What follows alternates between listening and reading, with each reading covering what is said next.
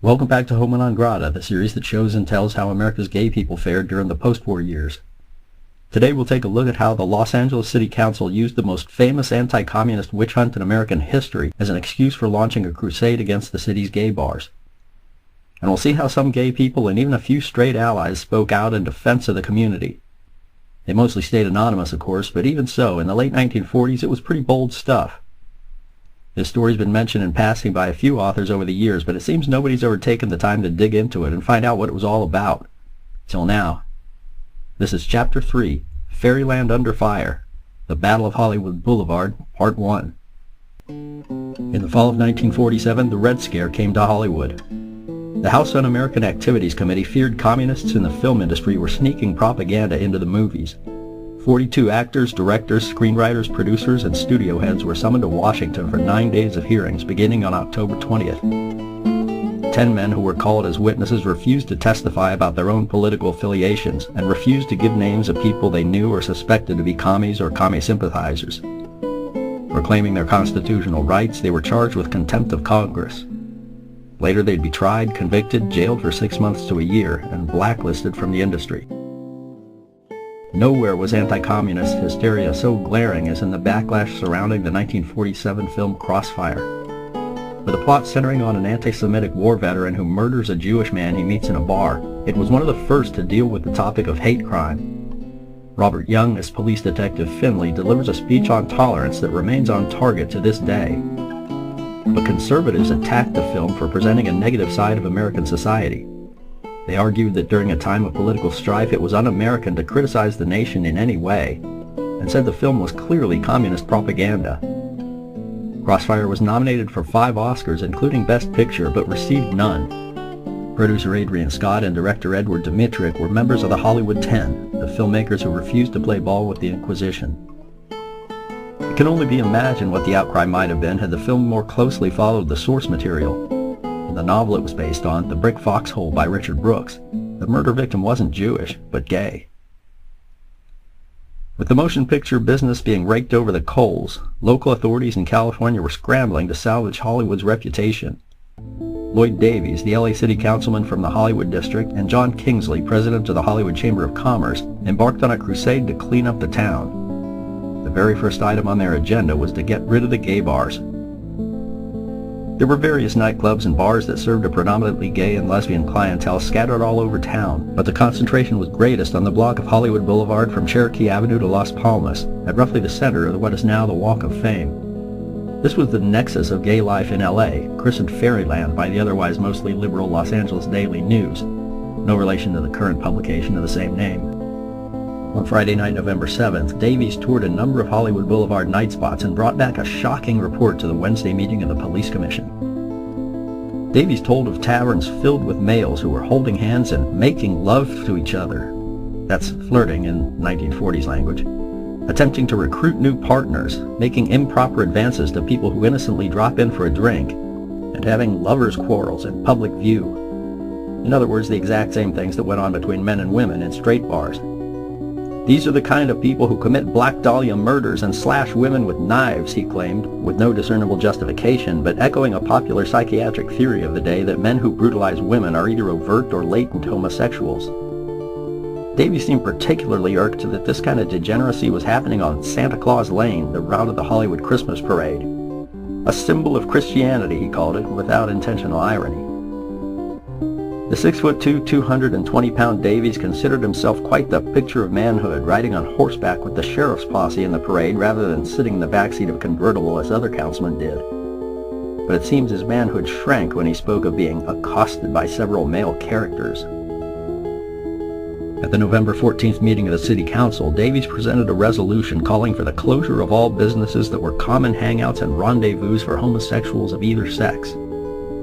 Conceding no law could be written that would outlaw the practices he witnessed without putting people at risk of arrest for exchanging a friendly handshake, he called on the city to find a means of revoking the business licenses of such places on the grounds they violated public morals. The resolution was passed by the council unanimously.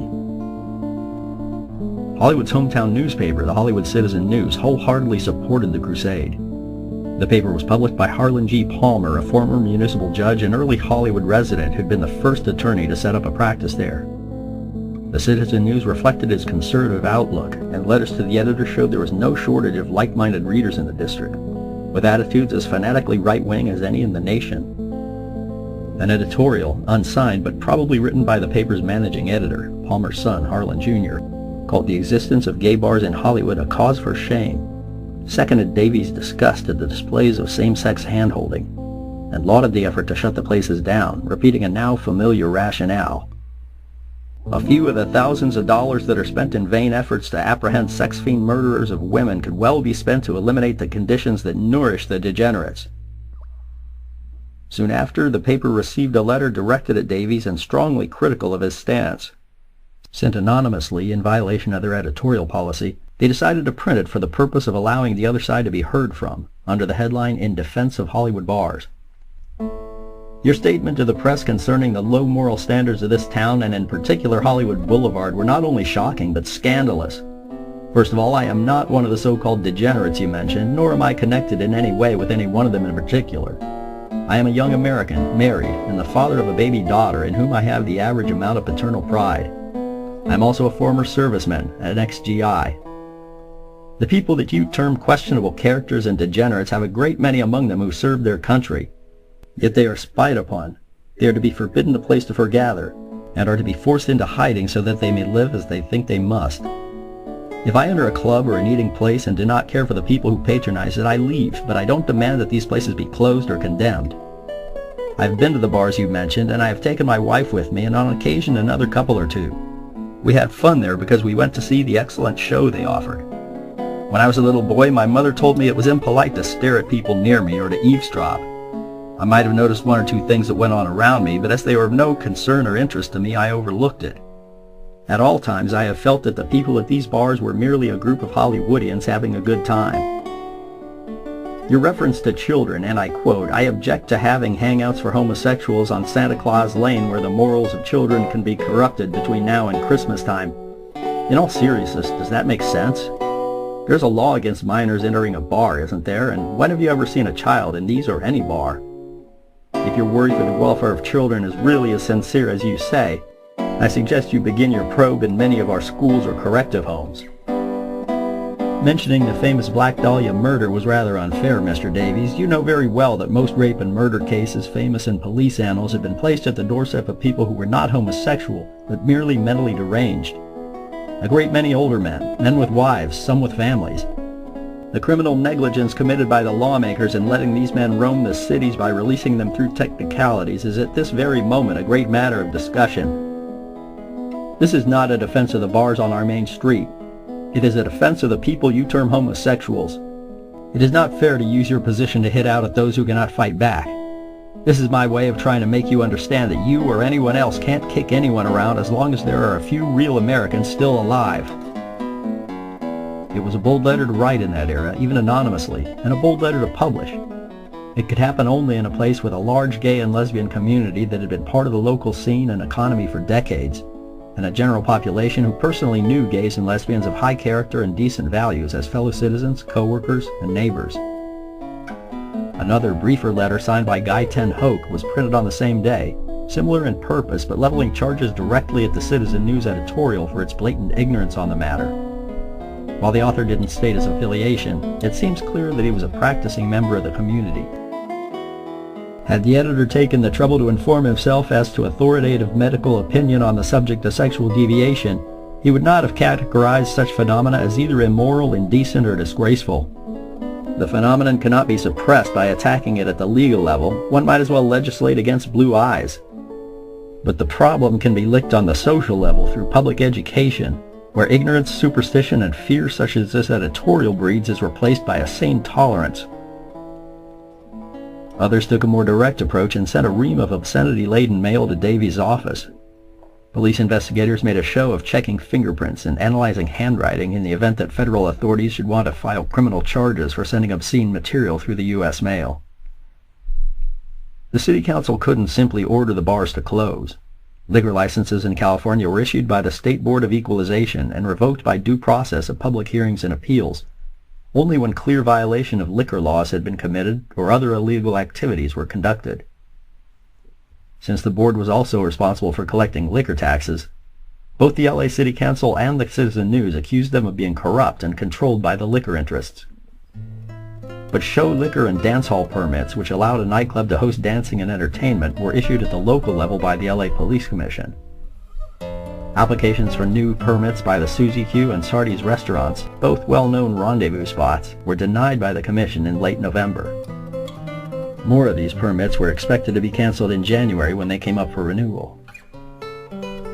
As soon as the new year began, the California Assembly Committee on Public Morals, the name alone broadcasts the invasive nature of government in those days, launched an investigation into the charges made by the LA City Council.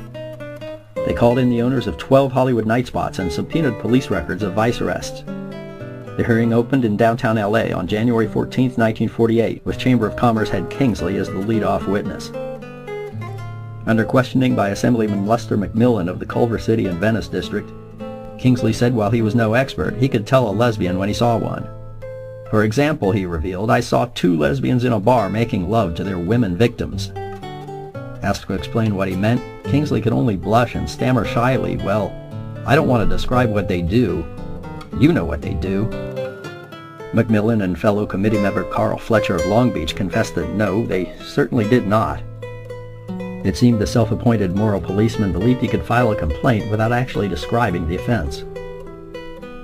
Kingsley asked the committee to recommend the Board of Equalization revoke the liquor licenses of 8 Hollywood bars, declaring them to be cesspools of iniquity that harbored dope peddlers, marijuana addicts, ex-convicts, gangsters, sex degenerates, and prostitutes.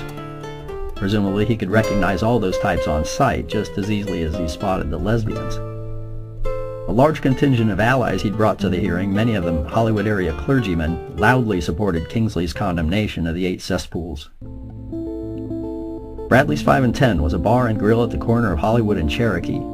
It was the most popular gay men's meeting spot in town and had been declared off limits to the U.S. Army and Navy personnel during World War II.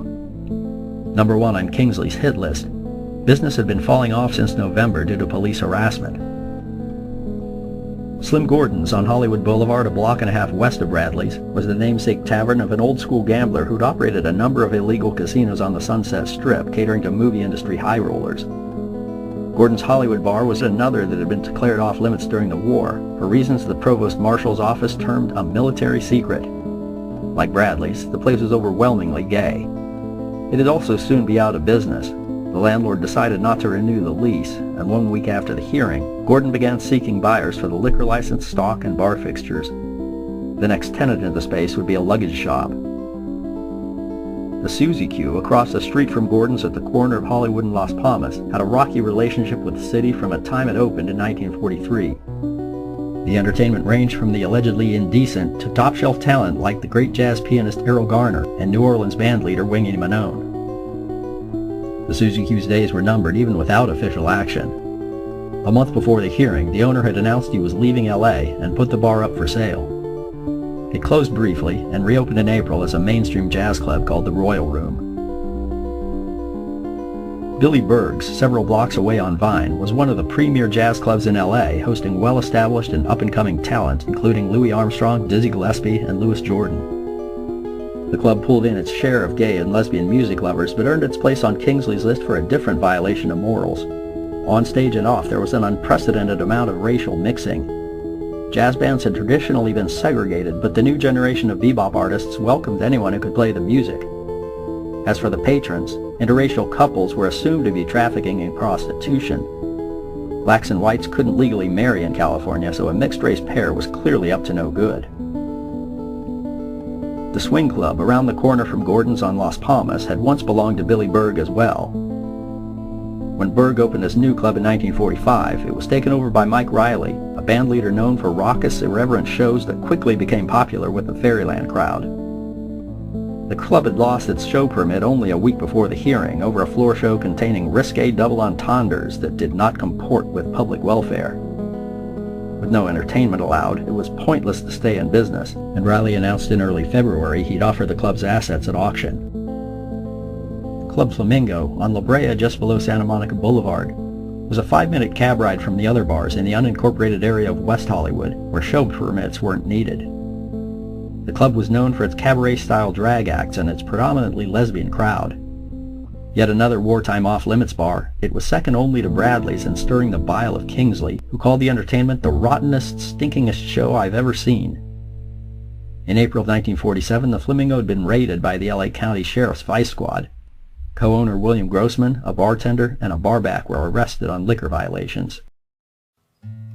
The Continental Cafe on Santa Monica just east of Fairfax, and the Greenwich Village on Sunset Boulevard at San Vicente were two more West Hollywood gay bars.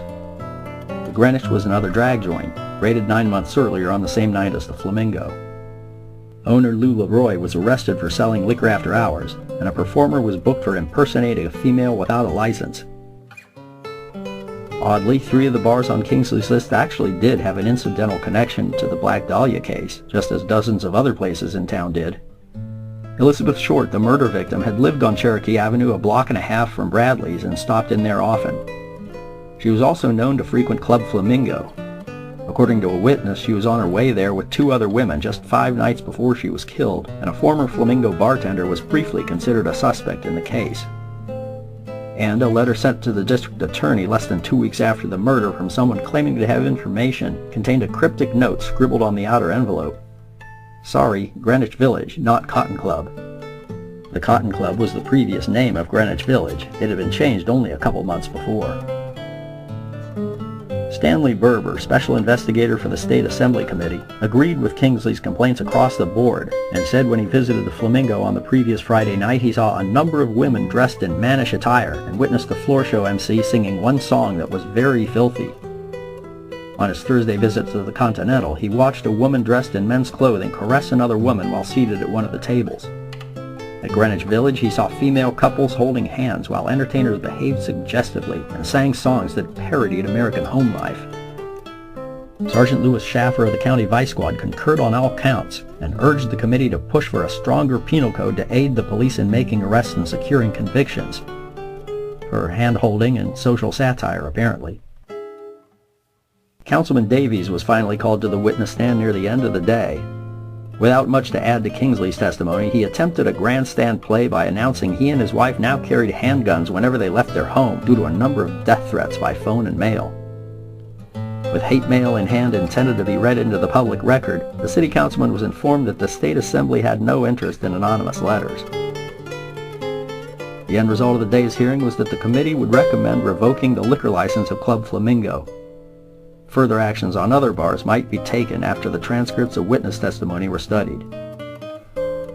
Meanwhile, unwilling to wait for the state government's cooperation, the City of Los Angeles chose to take action on their own. The district attorney's office filed a suit in Superior Court requesting an order to close down Bradley's under the Red Light Abatement Act. Passed by the California legislature in 1913 as a measure to rid the state of whorehouses, the law had rarely been used and had never been applied to any other type of business. A pair of statutes prohibited a person from operating a house of ill fame resorted to for the purposes of prostitution or lewdness, or any house of public resort by which the peace, comfort, and decency of the immediate neighborhood is habitually disturbed.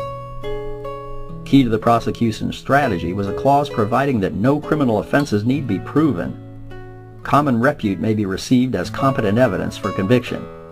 In other words, if local residents claimed a business disturbed the decency of the neighborhood, then by law it was so. The penalty for violating these statutes was that the business would be closed, the property padlocked shut for a year, and the furnishing and fixtures sold at auction.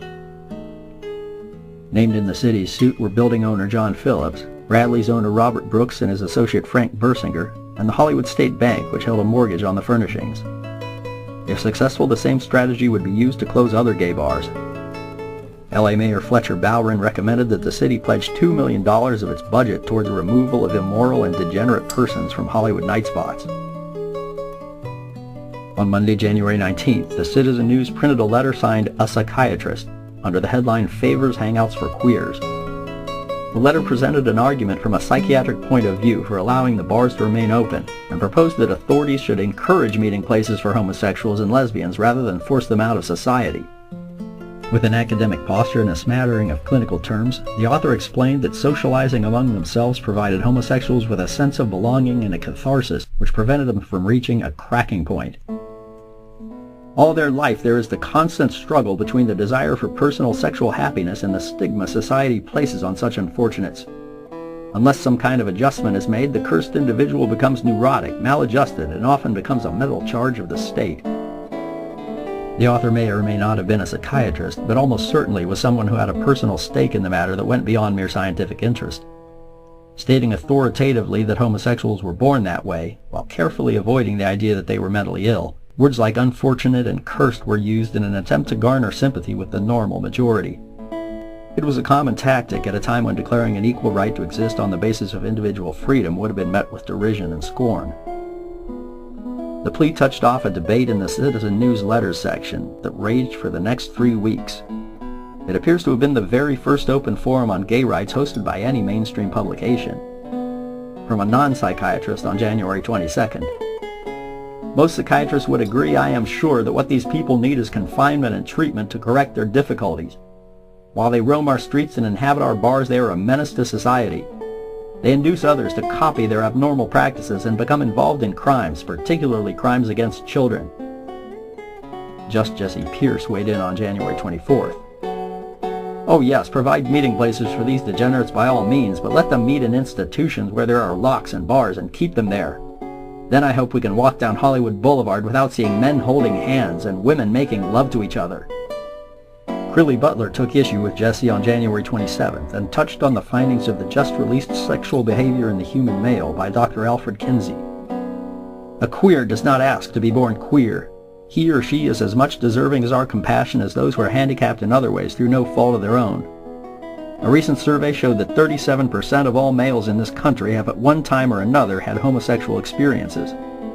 It would be well to tackle this problem with sympathy and not with stones. The stones may fall in our own backyards. Mrs. H.R. Masters on January 30th blasted those who wrote so many stupid letters in defense of the queers as they call them, and demanded protection for the innocent. For everyone who is born that way, there are 3 or 4 who get that way because they prefer it or think it cute, and thousands are roped in and preyed upon by these queers. I say they should be locked up until they are cured. On the same day, Voices Out of the Night gave a critique with an obviously first-hand perspective to the statements of psychiatrists and non-psychiatrists alike. No one realizes better that they are abnormal than the affected people themselves. They know how normal society feels toward them, and the fact that they are so utterly different hurts deeply. But they go their way, making the very best they can of their lives, accomplishing much, and endeavoring to harm no one. Up to now, they've been able to patronize bars where they know they will meet only their own kind and can relax from the awful strain of conforming to normal everyday life. Their condition is not one of choice, but in 9 cases out of 10 is the cross they were given to carry at birth. How then is the closure of their meeting places going to cure them of this supposed disease of degeneracy? By forcing them out on the streets? The debate closed with the final 2 letters on Monday, February 9th, both advocating gay conversion. One was sent by a man who claimed to have been turned straight by psychotherapy. The other by a moralist with a simple-minded theory that all that ails them is queer or sinful thinking. If these abnormal folks would think intelligent thoughts, they would no longer be queer. In all, the Citizen News had chosen to print 19 letters on the topic. The split was roughly even between demonizing homosexuals and calling for tolerance, a remarkable editorial decision for such a conservative paper. They must have received a huge volume of pro-gay mail from the community as well as from straight allies. As the debate was winding down, the Committee on Public Morals announced they'd recommend the liquor licenses of all 8 bars on Kingsley's list be revoked immediately. They'd found no violation of liquor laws, but instead based their decision on a disregard for public welfare and morals. In keeping with the committee's charter, they also recommended the city pass new laws giving police and local authorities more control over the operation of bars and the type of entertainment presented. The State Board of Equalization called a hearing in LA on March 2nd to review the licenses of the Swing Club and Club Flamingo. Kingsley showed up and prepared to recount his charges of sexual perversion, but was stymied when the board disallowed testimony on the topic. The hearing was restricted to matters pertaining directly to liquor violations. The only question to be addressed was whether the 2 clubs had food ready to be served. Both were licensed as cafes. Kingsley said he saw no one eating on the nights he visited the Flamingo, and 3 liquor control officers agreed they saw little prepared food and no indication that the kitchen was being used. As corroborating evidence, the officers asserted that the garbage pails were nearly empty. But Harry Brock, president of the Flamingo's parent corporation, testified they'd spent $1,100 on food, equivalent to more than $14,000 today, in a recent month. The investigators must not have visited during the dinner hour. The officer conducting the hearing said he'd take the matter under advisement and make a recommendation to the board. In the end, no action was taken against either bar, renewing the accusations of corruption made by the press and the local authorities.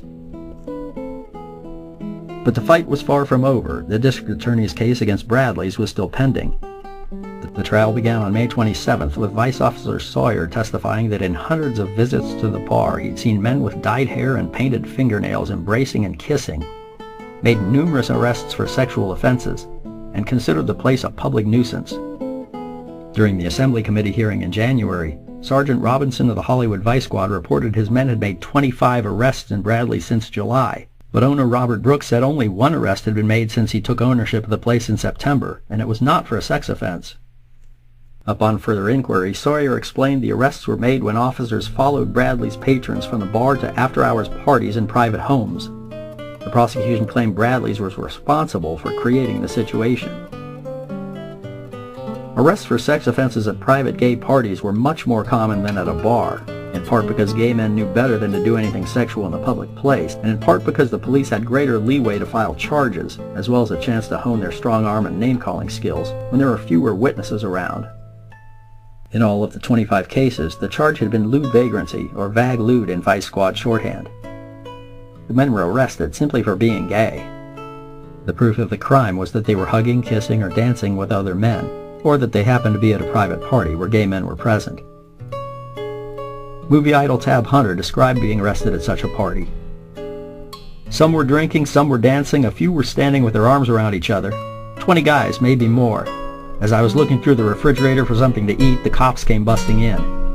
They made a big scene of shoving everybody around and barking a lot, just like movie cops who can't wait to spit out their one line of dialogue. Faggot figured heavily with these cops as they herded us into several paddy wagons and hauled us down to the Firestone Park Sheriff's Station. On the trial's second day, California State Liquor Control Officer David Schrader took the stand and told a story very different from Sawyer's. Called as a witness for the defense, he testified on several visits in late 1947 he hadn't seen anything unusual. No public displays of affection and no dyed hair or painted fingernails.